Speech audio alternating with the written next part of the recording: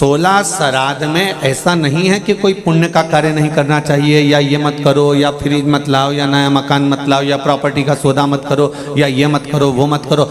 अगर कोई महाराज जी आपको मना कर रहे हैं और कह रहे हैं कि श्राद्ध पक्ष में ये नहीं करना चाहिए, वो नहीं करना चाहिए, तो उनको समझा दो।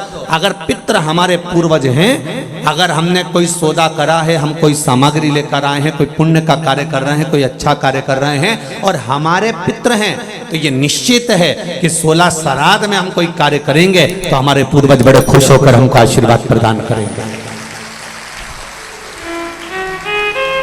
श्राद्धों के लिए, पितरों के लिए कई लोग बहुत डरा रहे हैं, बहुत डरा देते हैं कि तुम्हें ऐसा करना ही पड़ेगा, पिंडदान तो तुम्हें देना ही पड़ेगा, तुम ये नहीं करोगे तो ऐसा हो जाएगा, तुम 16 श्राद्ध में ऐसा दान करो, ऐसा ये करो, ऐसा वो करो। निवेदन है, शिव महापुराण की कथा कहती है, बड़ी मस्ती में अपनी जिंदगी जियो,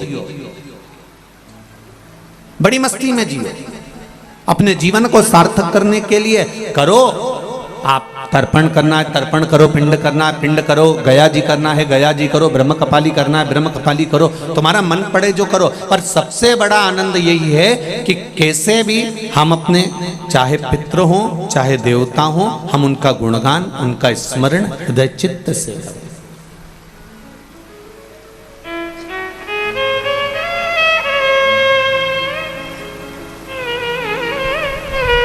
खूब करो। मृत्युलोक, और मृत्युलोक के ठीक ऊपर है पितृलोक, पितृलोक के ठीक ऊपर फिर आगे जाकर देवलोक, फिर देवलोक से और ऊपर जाकर स्वर्गलोक। ऐसे क्रम हमारे यहाँ बने हुए हैं कि मृत्युलोक से ठीक ऊपर की ओर पितृलोक है।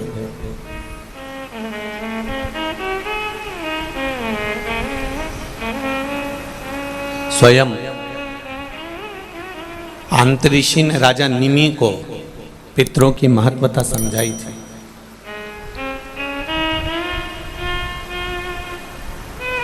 और शिव महापुराण का श्री बालाजी, श्री हनुमान जी, श्री हनुमत शिव महापुराण की जो कथा 5 दिवसीय चल रही है, इसमें एक स्मरण करिएगा। आपके पास में कुछ देने के लिए नहीं है, आप किसी को कुछ नहीं दे सकते, तो श्राद्ध पक्ष में जब आप भगवान शंकर का आराधना करें तो 27 मनके की माला से अगर आप भगवान शिव का नाम जप कर रहे हैं, 27 मनके की माला से आप भगवान का भजन कर रहे हैं, 27 बार आप मुख से भगवान का नाम ले रहे हैं, 27 बार आप भगवान का स्मरण कर रहे हैं, तो ये श्राद्ध पक्ष में आपने तर्पण करा ना करा, पिंड करा ना करा, गया गए ना गए, आपने कुछ दिया ना दिया, आपने कुछ प्रदान करा ना करा, पर 27 बार भगवान शंकर का नाम या राम का नाम या कृष्ण का नाम आप अगर अपने पूर्वजों के निमित्तार्थ भी ले लेते हैं, तो शिव महापुराण की कथा कहती है कि श्राद्ध पक्ष में उन्हें गया, पिंड, तर्पण, ब्रह्म कमाली का फल मिल जाता है और उनकी मुक्ति निश्चित हो जाती है। कितनी बार जपना है? केवल 27, केवल 27, उससे ज्यादा कुछ। और यदि 27 बार आप भगवान का नाम नहीं भी जप सकते और आपको लग रहा है कि पितृ दोष के 4 लक्षण आपके पास में, पितृदोष के 4 लक्षण बड़े होते हैं। पहला, घर में एक ना एक बीमार पड़ा रहता है, एक ठीक होगा एक बीमार होगा, एक ठीक होगा एक बीमार होगा, ये पितृदोष का लक्षण।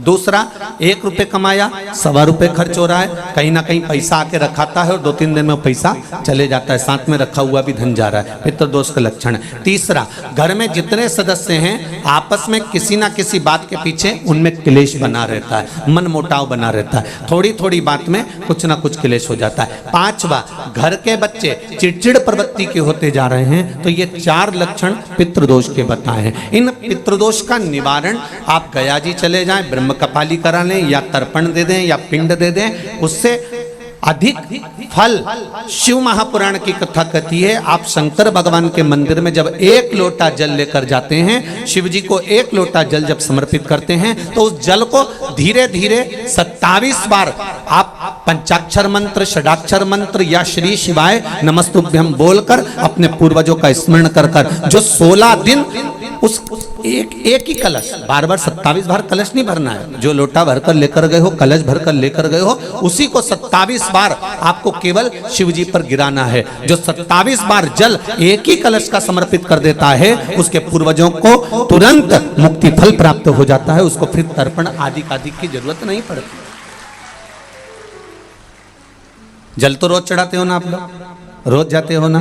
सारी समस्या का हल एक लोटा जल। आप अगर शिव जी के मंदिर रोज जा रहे हो, शंकर जी के मंदिर रोज जा रहे हो, प्रतिदिन जल चढ़ाने जा रहे हो, तो थोड़ा सा नियम चेंज करेंगे अपन। 16 दिन अगर हम शंकर भगवान को जल चढ़ा रहे हैं, आप कहेंगे गुरुजी अभी तो हमारे 2-3 दिन निकल गए। कोई बात नहीं, जब जागे तब सवेरा। कोई जरूरी है कि वो पीछे के 2-3 दिन निकल गए तो हम कैसे नहीं। आप कल से प्रारंभ कर दो कि शिव जी के मंदिर में जब जल चढ़ाने जाओ तो जल को 27 बार धीरे धीरे कर कर चढ़ाना प्रारंभ करिए। 16 श्राद्ध पूरे होंगे, नवरात्रि आएगी, दीपावली आएगी, और नवरात्रि से और दिवाली के बीच में आपको खुद ये फल प्राप्त हो जाएगा कि आपने 27 बार जो जल चढ़ाया है उसका फल मिला कि नहीं मिला, आपको मिला कि नहीं मिला, घर में शांति हुई कि नहीं हुई, घर में आनंद आया कि नहीं आया, संपदा बढ़ी कि नहीं बढ़ी, वैभव आया कि नहीं आया। केवल 16 दिन पूर्ण हुए, नवरात्रे और दिवाली के बीच का समय आप अंदाजा लगाकर बैठ जाए। भोला सब दुख काटो भारा, ओ भोला सब दुख काटो भारा। शिव शंकर जपूं तेरी माला, भोले बाबा जपूं तेरी माला। भोला सब दुख काटो भारा, ओ भोला सब दुख काटो भारा। भगवान की शरणागति का सुख क्या होता है, भगवान की शरणागति का फल क्या होता है। महाराज, एक पक्षी सागर के तट पर, समुद्र के तट पर थोड़ी देर का सत्संग करता है, भजन करता है, कीर्तन करता है किसी संत की शरणागति में बैठकर, तो वो सागर पार जो माता सीता लंका में बैठी है उनको देख लेता है। शिव महापुराण की कथा कहती है, जो दिल से एक क्षण की भी शिव महापुराण की कथा सुन लेता है, शिव कथा कहती है वो महादेव का कृपा पात्र हो ही जाता है, चाहे कैसे भी श्रवण करे।